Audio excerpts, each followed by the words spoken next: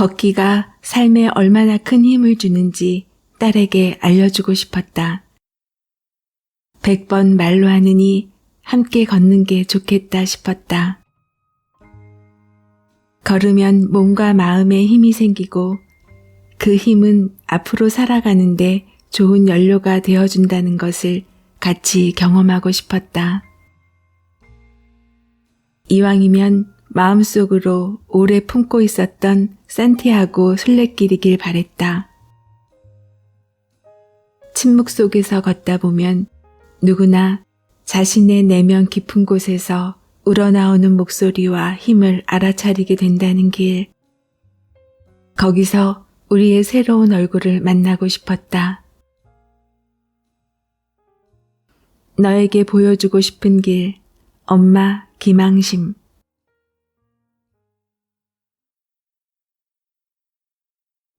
엄마는 계획을 짜지 않는다. 나도 딱히 계획을 분 단위로 짜지는 않지만 겉으로는 다 생각해둔 것처럼 의기양양하게 군다. 엄마는 아름다운 풍경을 볼 때 이쁘다 라고 한다. 나는 예쁘다 라고 한다. 엄마는 세세한 것은 금방 까먹는다. 나는 알베르게의 주인장이 할머니였는지 할아버지였는지 우리에게 올라 하고 인사했는지 안녕하세요 하며 인사했는지를 기억한다. 순례길을 걸으며 알게 된 우리의 모습이다. 엄마와 함께 훌쩍 떠났던 순례길이지만 엄마와 딸로서 길을 걷기보다는 김항신과 태윤으로서 하루하루를 보냈던 듯하다. 동등한 입지에서 사람을 만나는 일, 건조하게 갈라진 땅을 3시간 동안 내리 걷는 일, 코를 고는 낯선 이들 사이에서 잠에 드는 일까지. 순례길에서의 일상은 우리 모녀에게는 무척이나 새로운 것들로 가득했다. 그 속에서 발견한 엄마 김항심은 늘 들뜬 발걸음으로 걷고는 했다. 더위와 피로 속에서도 걸음을 내디딜 수 있는 사람이었고 생전 처음 보는 남에게도 훌륭한 지지대가 되어주는 사람이었다. 조금 일찍 나선 길, 딸 태윤.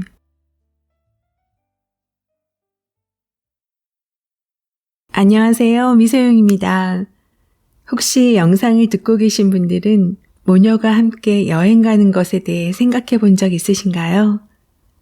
아들을 둔 사람이라면 부자가 함께 여행 가는 것도 괜찮겠지요. 오래전 엄마가 우리 2 딸들과 셋이서만 여행 가고 싶다고 말씀하셨던 기억이 납니다. 그 전에는 한 번도 말씀이 없으셨기 때문에 엄마의 마음을 처음으로 알게 된 것 같아 오랫동안 기억에 남았어요. 저도 2 딸이 크고 나니 딸들과 여행 가고 싶다는 생각을 문득문득 합니다. 그래도 몇 년 전 딸들과 셋이서 홍콩 여행을 다녀온 기억이 있어 자녀와의 해외여행이라고 하면 꺼낼 수 있는 추억 여행이 있습니다. 딸들과 여행할 때 저는 그냥 여권과 몸만 챙겨갔던 것 같아요. 여행에 관련한 모든 계획과 일정은 모두 딸들의 몫이었죠. 그때 굉장히 든든했던 기억이 납니다. 이번에 소개할 책은 46살 엄마와 16살 딸이 함께 산티아고 순례길을 걷고 온 이야기로 채워진 2권의 책인데요. 엄마 김항심님이 지은 너에게 보여주고픈 길과 딸 태윤님이 지은 조금 일찍 나선 길입니다. 34일 동안 프랑스 국경에서 시작해서 스페인의 북서쪽 끝에 있는 산티아고 대성당으로 이어지는 길. 엄마와 딸이 아니라 다정한 동무가 되어 길 위에서 살았던 이야기. 같은 길을 걸었어도 엄마의 시선과 딸의 시선으로 각각 써내려간 2권의 책입니다. 오늘은 엄마와 딸의 이야기를 한 편씩 소개해 드릴게요.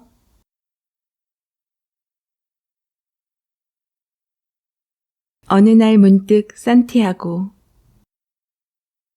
6월의 어느 아침, 산티아고 순례길을 걸어야겠다는 마음이 뜬금없이 들었다. 지금 떠나 하는 누군가의 목소리가 들렸다면 믿을 수 있을까? 정말 목소리를 들었고 가야겠다고 결심했다. 원래는 이듬해 여름방학에 갈 계획이었다. 산티아고에 가려고 들어둔 적금이 반도 넣지 못했는데 적금은 깨라고 있는 것이니까 태윤이와 산티아고 순례길을 함께 걷기로 한 꿈은 오래전부터 품고 있었다. 홈스쿨링을 하는 태윤이에게 의미 있는 성취의 경험을 만들어주고 싶었다. 좋은 경험일수록 미룰 수가 없다. 모든 것은 타이밍이다. 지금 산티아고 순례길을 떠나기 딱 좋은 시기다. 나는 특별한 이유가 없으면 모험을 피하지 말자는 사람이다. 곧바로 실행에 착수했다. 가고 싶을 때 계획 없이 훌쩍 떠나는 여행에 더 익숙한 내 스타일 그대로 산티아고 순례길을 밀어붙였다. 스케줄부터 확인했다. 7월 넷째 주부터 9월 첫째 주까지 강의가 없었다. 일정 중간에 걸쳐 있는 한두 개의 강의는 조정할 수 있었다. 역시 떠나기 딱 좋은 타이밍이었다. 남편에게 태윤이와 산티아고에 다녀오겠다고 통보했다. 아침에 일어나 갑자기 산티아고에 가겠다는 나에게 계획적인 삶을 사는 남편은 말꼬리를 흐렸다. 성급한 결정이니 좀 더 두고 생각해보자는 남편. 이럴 때는 강하게 밀어붙이는 게 좋다. 내년에 무슨 일이 생길지 모르니 어차피 갈 거라면 하루라도 빨리 가는 게 낫다고 말했다. 정말 신의 한 수였다. 예정대로였다면 우린 코로나19 때문에 가지 못했을 것이다. 그래도 태윤이 체력을 좀 더 키워서 가는 게 낫지 않겠냐는 남편에게 닥치면 다 걷게 되어 있다고 장담했다. 남편은 한다면 곧장 해야 하는 내 성격을 잘 아는 사람이라 더는 말리지 않았다. 해남으로 강의 가는 길 태윤이에게 전화를 걸었다. 유나, 우리 산티아고에 가자. 산티아고? 올해 가자고? 갈 거면 이번 여름에 가자. 어차피 너 공부할 것도 아니잖아. 그래, 좋아. 가자. 좋았어. 비행기 티켓 알아봐. 알겠어. 16살인 태윤이는 홈스쿨링을 하겠다고 선언한 뒤 중등 검정고시와 고등 검정고시를 치르고 고등 졸업 자격까지 따둔 상태였다. 계획은 수능 시험을 준비해서 대학에 입학하고 난 뒤 다음해 여름방학 때 산티아고 순례길을 가는 거였다. 고등 검정고시 이후 태윤이는 수능 공부를 한다고 했지만 실제로 그다지 열심히 공부하는 것 같지 않았다. 늦게 일어나서 온라인으로 미국 드라마를 정주행하는 일상을 제법 길게 이어가고 있어 내심 걱정하던 차였다. 이래저래 지금 순례길로 떠나기 딱 좋은 시기라는 생각이 들었다. 산티아고로 떠나기 위한 모든 준비는 태윤이한테 맡겼다. 사실 태윤이와 함께 떠나는 여행이어서 이렇게 급하게 떠나는 것이 가능했다. 여행 계획을 세우고 교통편을 예약하고 숙소를 알아보는 일을 해본 적이 없고 더구나 영어도 못하고 비행기 티켓 같은 것을 어디서 사야 하는지도 모르는 나 혼자서는 절대 엄두도 못 냈을 일이다. 혼자서 산티아고 순례길을 가자고 마음먹었다면 아마 몇 년이 지나도 용기를 내지 못했을 것이다.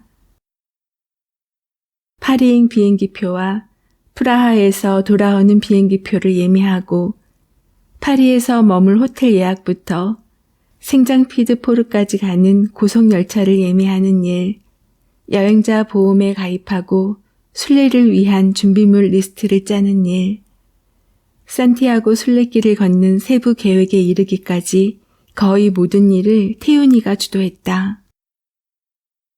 태윤이는 즉흥적인 나와는 다르게 체계적으로 계획을 짜고 계획에 맞춰 실행하는 것을 좋아한다. 숙소를 정할 때도 주변 환경과 내부 조건, 가격, 쾌적함 등 온갖 것을 꼼꼼히 비교한 후 결정했다. 그런 태윤이의 성격을 잘 아는 나로서는 아이를 믿고 맡기는 것이 자연스러웠다. 내가 한 일이라고는 하루 시간을 내서 등산용품점에 가 순례에 필요한 물품을 함께 사는 정도였다. 순례길을 앞두고 이렇게 아무것도 안 해도 될까라는 생각도 가끔 들었지만 어쩔 수 없었다. 출발 하루 전까지 강의 일정이 빼곡해서 시간을 내서 도울 여력도 없었다. 가끔 잘 되고 있니? 물어보거나 호텔은 저렴한 곳으로 알아보렴 같은 잔소리만 했다. 태윤이가 실질적 준비를 하는 동안 나는 그저 태윤이와 함께 걷게 될 순례길에 대한 설렘과 기대로 붕 떠 있었다. 산티아고에 가다니. 2015년 800km를 걸어야 하는 길인 줄도 모른 채 엄마와 작은 약속을 했다. 언젠가 그 산티아고 순례길을 걸어보자고. 약속이 실현되기까지 3년이란 시간이 흘렀다. 그 사이 나에게 순례길은 가수 G.O.D가 걸었던 길, 유해진과 차승원이 하숙집을 운영하던 곳으로 인상이 달라져 있었다. 약속을 들춰낸 건 엄마였다. 어느 날 엄마에게 전화가 걸려왔다. 유나, 여름에 공부 안 할 거지? 당연하지. 그럼 산티아고에 가자. 그래. 그로부터 한 달 뒤 엄마와 나는 파리행 비행기에 올라탔다. 우리 가족은 늘 계획 없이 번갯불에 콩 볶아 먹듯 살았다. 아침을 먹다가 갑작스레 떠나는 여행은 이미 익숙했다. 그렇다고 해외까지 이렇게 얼렁뚱땅 떠날 줄이야. 여행이 결정되고 난 후 체력이 가장 큰 문제였다. 엄마는 꾸준히 운동을 해온 사람이라 체력이 좋은 편이었다. 나는 운동과 담을 쌓고 지냈다.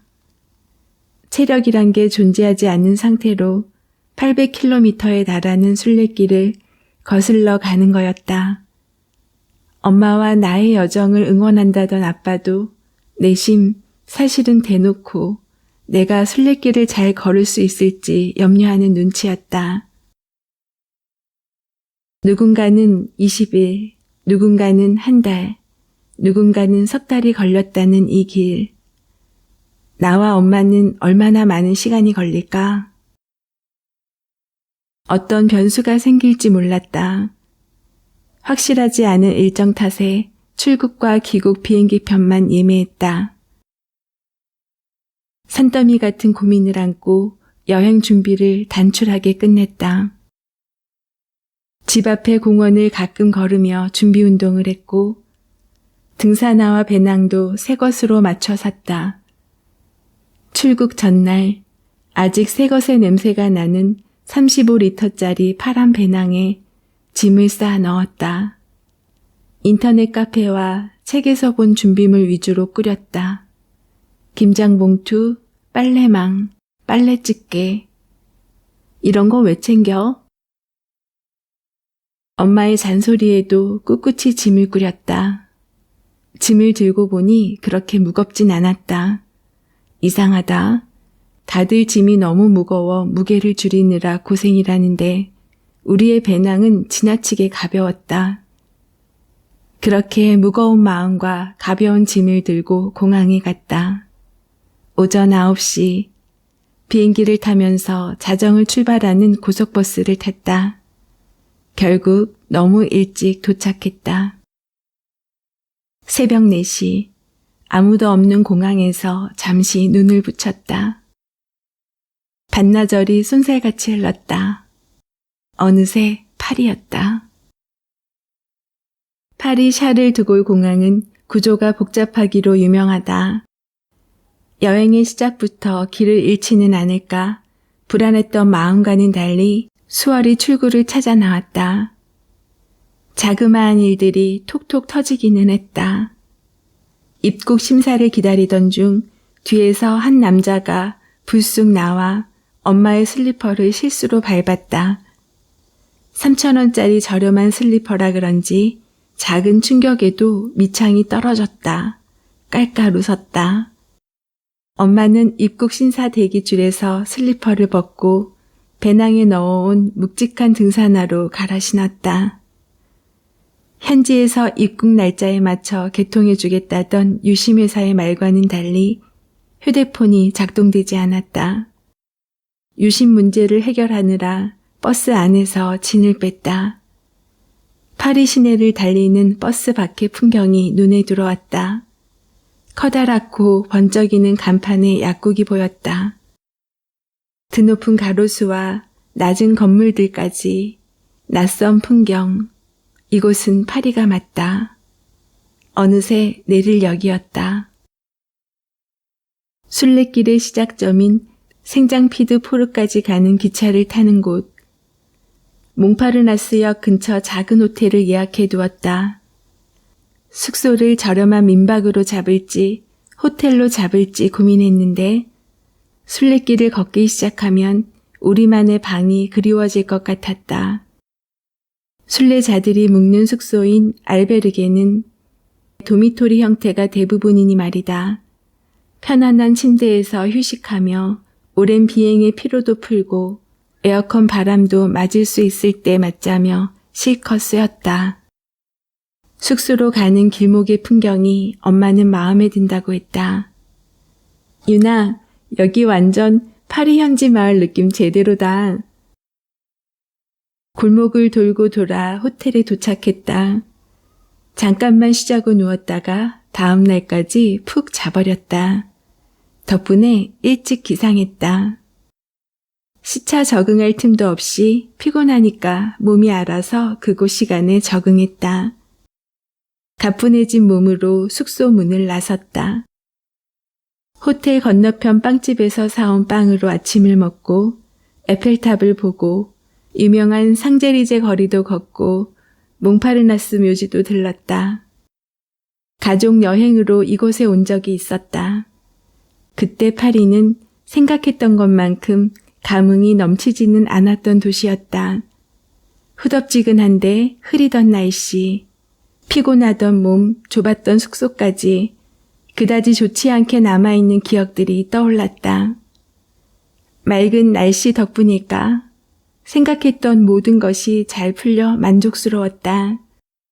다시 만난 파리는 나에게 낭만적인 도시로 다시 자리 잡았다. 파리의 마지막을 야경으로 장식하기 위해 몽파르나스 타워에 올랐다. 엄마는 뒤에 앉아 여유롭게 책을 읽고 나는 야경을 찍는 사람들 틈에 서 있었다. 해가 아주 천천히 지고 있었다. 파리의 시내를 내려다보는데 이상하게 실감났다.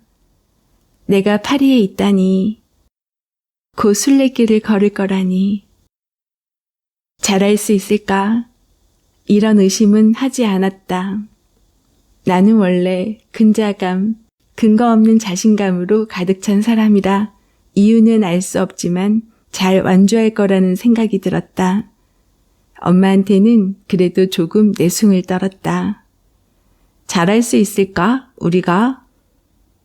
엄마는 희망찬 말을 쏟아부어줬다. 그래, 힘이 난다. 파리의 야경을 뒤로 한 채 숙소로 향했다. 내일 드디어 우리는 순례길을 걸으러 간다. 여행을 떠나는 엄마와 딸의 이야기로 시작했습니다. 여행을 준비하는 과정을 엄마와 딸이 각자 쓴 글, 같은 길을 가는데 약간은 다르게 보이는 시선이 있어 책을 번갈아 읽는 재미가 있습니다. 저는 아직 파리는 가보지 않았지만 딸의 시선으로 보는 파리의 야경은 풋풋하게 다가옵니다. 다음 영상은 엄마의 순례길 중 일부를 소개해 드릴게요. 작가와의 만남, 그리고 다양한 이야기를 전하는 미소영입니다. 오늘도 행복하세요.